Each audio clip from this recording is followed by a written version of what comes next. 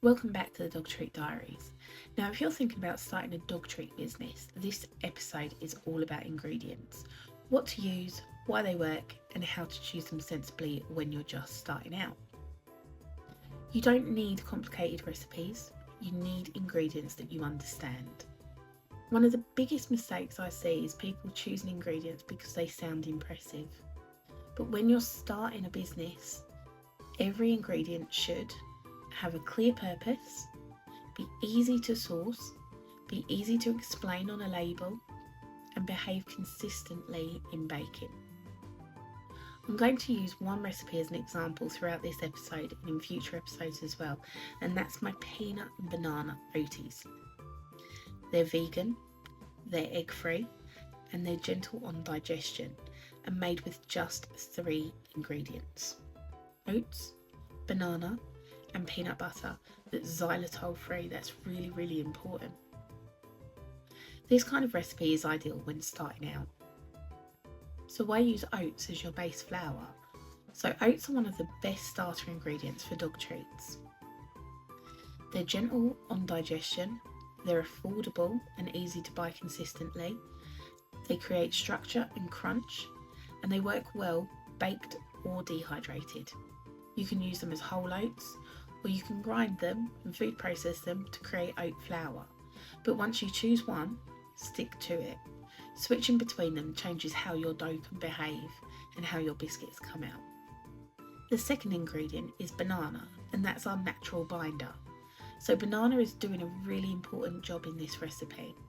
It acts as a natural binder, replaces the need for egg, and adds a little sweetness without adding the sugar. Banana is great for starter recipes, but it does add moisture, so it works best when balanced with dry ingredients like oats or flour. And ingredient number 3 is peanut butter. So peanut butter adds strong flavour that a dog loves, fat for richness, and then it gives us extra binding as well. The big rule here is that the peanut butter has to be xylitol-free. Once you understand a base recipe like this, you can start to build variations using similar principles.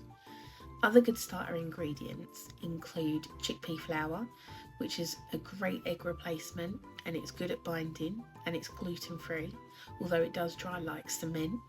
You've got pumpkin puree, which is gentle on digestion and it adds fibre.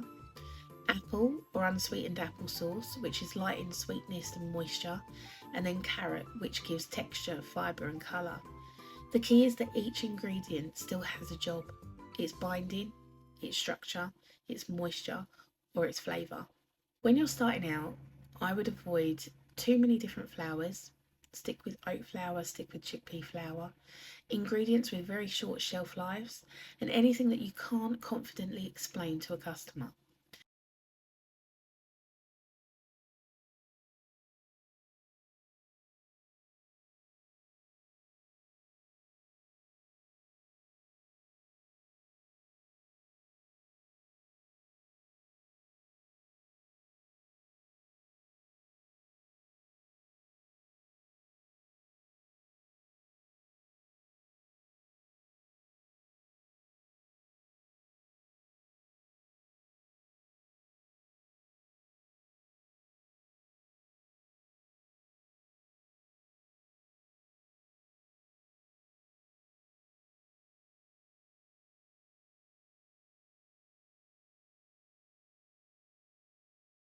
I'm not going to go into the full pricing in this episode, we'll cover that properly later in another episode, but it's important to know what your base recipe costs. So for this batch, ingredients came to about 93p for 44 biscuits, and the electricity for baking was around 30p. So before packaging, labels or time, this recipe cost about £1.25 to make. That's around 3p a biscuit. One quick caveat here though. As you make bigger batches and use your oven even more efficiently, your cost per biscuit usually does come down. This is why ingredients matter so much when you're starting a dog treat business. They affect cost, consistency, labelling, and they also affect confidence. If you understand your ingredients, everything else becomes easier. In the next episode, I'll break down packaging, time, and pricing, and show how this £1.25 recipe turns into a properly priced product. So if you're starting out, remember, start simple, choose ingredients with purpose, and build from then. If you'd enjoyed this episode and you want to learn more about Dog Treat Business, hit subscribe, leave a comment, and I will see you on the next episode. Welcome to the Dog Treat Diaries.